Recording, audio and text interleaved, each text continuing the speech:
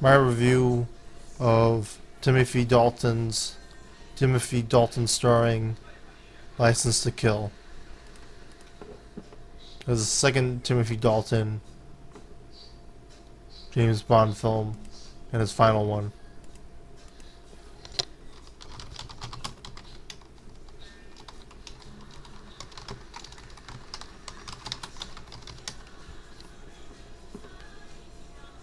I forget if it was him or Roger Moore who I considered my Mighty Morphin for James Bond. I forget who I saw first, but I got a kick out of him being a Flash Gordon.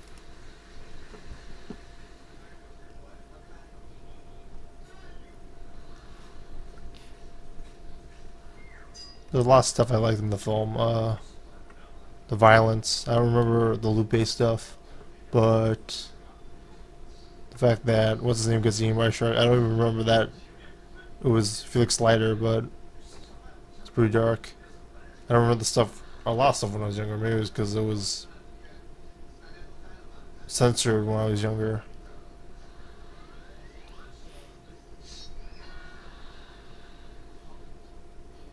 I felt like Sanchez was played by a good character actor. He really fit the role. He looked pretty good. He looked like a gangster and it fit. I think I remember Telsa Soto. Thought she did a good job. Frank Everett McGill. Still remember him from that Steven Seagal film. This is before I got into Twin Peaks, like 20 years way before. 20, 30 years before. Like the gambling scene. I don't know what I think about the mini bar scene. Oh, it's cool that they had the Collector, Sicario, whatever roles was he in?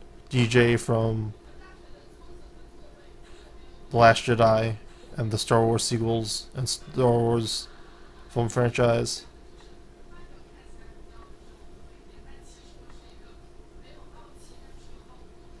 I don't remember that Balrog was in it, and Shang Tsung, and a lot of stuff I don't remember watching it the first time. But I do have a favorable feeling of it. It felt darker, like I don't remember him betraying MI6, but it felt like something different. I think the shark scene, and I originally thought that the heart scene from The Living Daylights when this film was better than that film. Well, those kind of things I really enjoyed out of Timothy Dalton's Bond. You're watching it on the second time. I think it was for. I read the review, but it was for after Skyfall, Spectre. I tried to do a review of all the James Bond films, and it wasn't as favorable mainly because of some cheap campiness that I don't know what they had.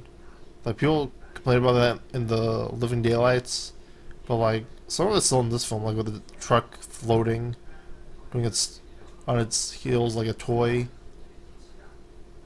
I don't know if the effect, like the effect of what's his name getting in the submarine and exploding, so it looked really, really cheap if you thought about it. Like it was pretty cool at the time using your imagination without CGI and stuff.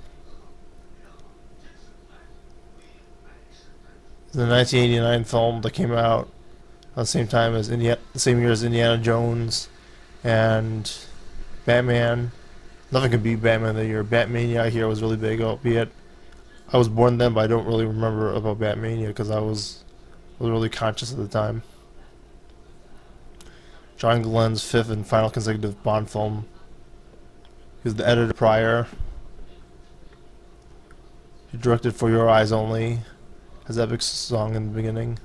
Octopussy, A View to Kill. View to Kill was pretty dark. The Living Daylights, License to Kill. Octopussy was probably the campiest one. For Your Eyes Only wasn't really memorable, but I really like that intro song.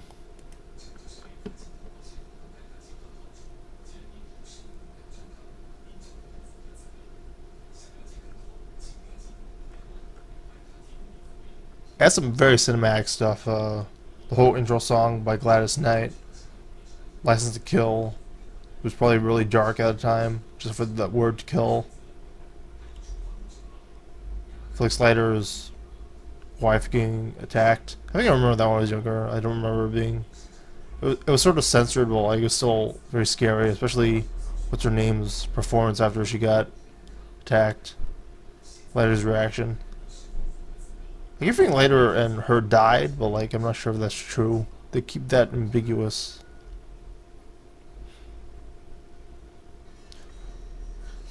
Like when they parachute down to the church, that's a really cool scene. Other stuff I didn't like was like Sharky, like that was Wayne Newton. That felt a little bit forced. The Bimini scene, as I mentioned. I think how Sanchez offers money to escape. They don't really set up that he would betray him.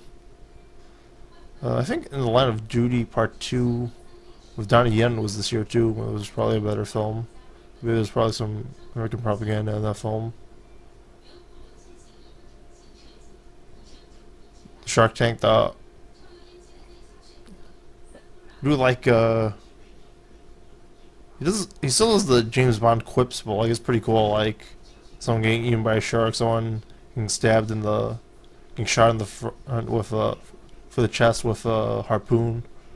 That's some cool James Bond stuff. Moments. The poker scene. Oh, the other thing I didn't like was like the Oriental stuff. It felt like a cartoon. It was like very, very campy.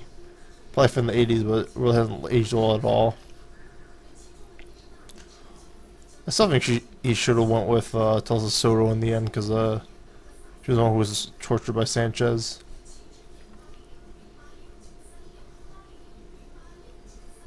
Sure has that like modern Bond, damsel in distress, really need help.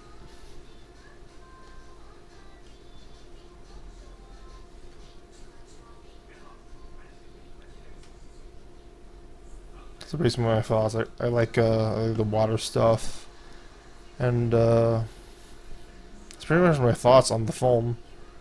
I think Benicio del Toro started wasting this film. Um, the campiness really hurt the film in my opinion. Like we all know Timothy Dalton's James Bond is very charming, but like some stuff is really cute, right? Uh, we weren't personally there without being in the shop. That's about it. That's my end of my podcast. What are your thoughts? Like, comment, subscribe.